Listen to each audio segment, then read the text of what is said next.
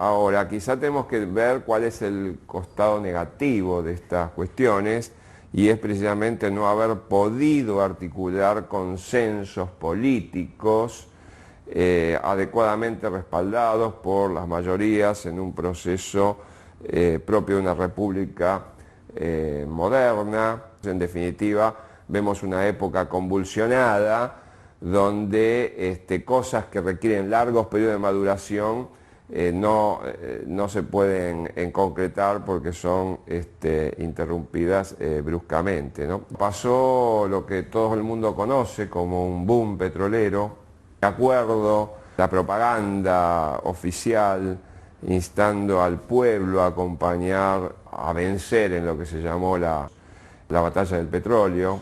La batalla del petróleo. Nadie tiró ningún tiro, no era ninguna batalla, pero tenía eso una connotación dramática muy grande. La acción fecunda de yacimientos petrolíferos fiscal adquiere hoy un ritmo sin paralelo en su historia.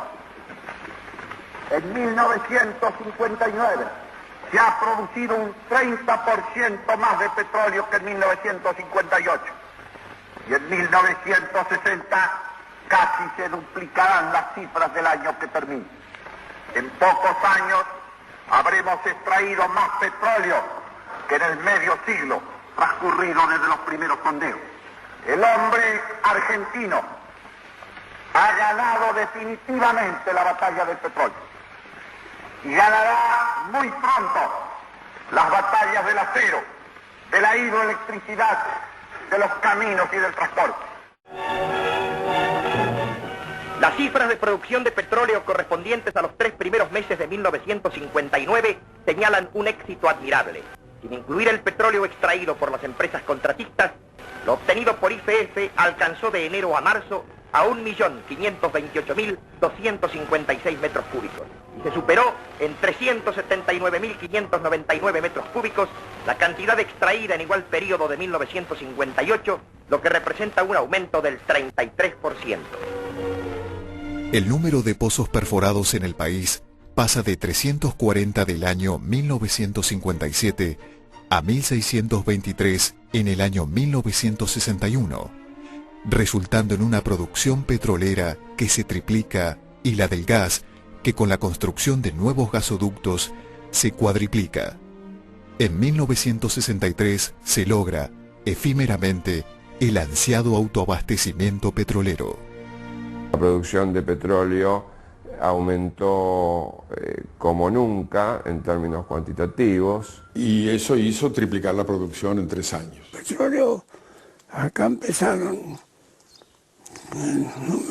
creo que vamos a considerar para América vino 58, me parece. 59 más bien. O 58, 59.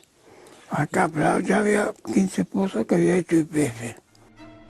A través de Gas del Estado se finalizan el gasoducto y el poliducto del norte, Salta, y se licita y construye el gasoducto de Pico Truncado, Santa Cruz a Buenos Aires. Una cosa que la gente olvidó totalmente hasta hoy es que el gas doméstico se difundió a partir de Frondizi. El mismo gobierno del presidente Frondizi, la cantidad de utilización de gas con la habilitación del gasoducto del norte, más el viejo presidente Perón que venía de Comodoro Rivadavia a Buenos Aires, con esas dos obras ya se cuadriplicó el consumo de gas. La matriz energética del país cambia radicalmente con la llegada masiva del gas natural a los centros de consumo. Gas que reemplaza los combustibles líquidos en la generación eléctrica, al gas manufacturado en el uso doméstico y hace su entrada al sector industrial. El gas licuado de petróleo, envasado en garrafas, comienza a reemplazar al querosén y a exportarse. Nos costó mucho convencer a los industriales, y un industrial muy importante de ese momento era porque se estaba por habilitar el horno de Barker de Loma Negra, un gasoducto que necesitaba de 100 kilómetros de largo. Se le hizo sin costo para él. ¿Por qué?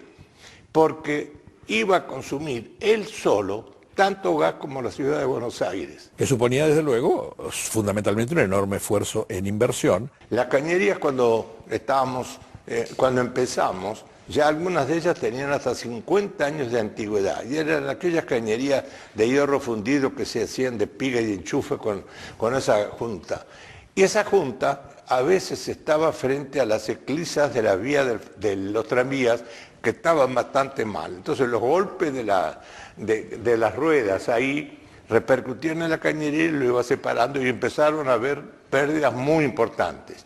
Y en otros lados ni siquiera cañería había habido. Con el tiempo había desaparecido, estaba el agujero en la tierra.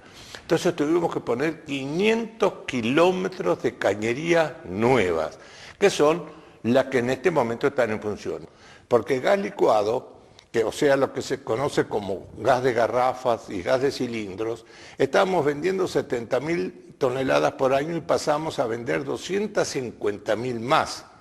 Para eso hubo también que buscar clientes y se hizo el sistema de venta de gas en garrafas. En alguna oportunidad necesitamos dinero para terminar una obra y se terminaba el gasoducto de Campo Durán y me faltaba plata para hacer las terminales. Entonces hablé con el doctor Frondizi y arreglamos de cobrar un sobreprecio de 50 centavos por metro cúbico. Lo aceptó, lo cobramos durante un año, dejamos de cobrarlo en 6 meses y después lo devolvimos en 2 años. Y cuando terminamos, se devolvió toda la plata. Cuando empezamos a devolverla, mucha gente cuando recibía la factura y tenía esta orden de esta devolución, nos hacía el cheque también por eso, porque le parecía imposible que el Estado estuviera devolviendo plata. Y la devolvimos. Porque esto es lo que decía Frondizi, quería la transformación del país, entonces era gasoductos, oleoductos, caminos, la racionalización férrea, ¿no? La energía. Claro, quería poblar la Patagonia. Sí, porque antes no había caminos. Claro. Había caminos de carros. Acá había que ir a la ruta 26. Corrientes tuvo sus primeros caminos en la historia, Chaco tuvo sus primeros caminos en la historia. La batalla del petróleo generó una importantísima prosperidad comercial e industrial, inicialmente en las ciudades patagónicas de Comodoro Rivadavia, Caleta Olivia, Las Heras, Pico Truncado y Río Grande, como también en Mendoza, que luego se extendió al resto del país, y así disfrutó de la bonanza generada por la industria petrolera. Los contratos dieron un resultado espectacular. De repente Comodoro Rivadavia, que era una ciudad medio dormida, empezó a levantarse y fue muchísima gente de la Patagonia a trabajar. Yo era muy chico, pero recuerdo porque mis padres tenían el viejo Hotel Oroz de Sarmiento y atendían a la gente que venía a trabajar al petróleo y sobre todo en ese momento venía gente de todo el país y también muchos norteamericanos. Realmente era tremendo, estuvo bien calificado como el boom porque realmente el nivel de actividad fue fantástico. Yo recuerdo que Comodoro tenía 2 hoteles en pleno centro, pero estaban completamente ocupados. Y venía gente, cuando se habló del boom de la batalla del petróleo, entonces no sabían cómo, pero llegaban a Comodoro. Pero cuando llegaban a Comodoro no había hospedaje, así que muchos se hospedaban. ¿A dónde tenían que hospedarse? En la seccional primera, en la comisaría. Mi destino fue Pico Truncado. Yo fui el primer matrimonio con mi esposa, que fuimos a una vivienda, hasta el momento era un campamento de solteros. Lógicamente era todo medio rudimentario, a tal punto que nosotros íbamos cada 15 días con mi señora en la camioneta a Comodoro a poder comer carne de vaca, porque la carne que comíamos en Truncado era de capón, y a comprar la proveeduría de YPF, todos los elementos para poder alimentarnos los próximos 15 días. Íbamos al cine, porque allá no había cine, íbamos al cine en Comodoro Rivadavia. La noche de Comodoro tenía mucho movimiento. Empezaron a abrir boliches, varios, whiskerías. De ahí empezó a hacer el bar con unos amigos. Me alquiló un negocio y lo puse Billy's Bar.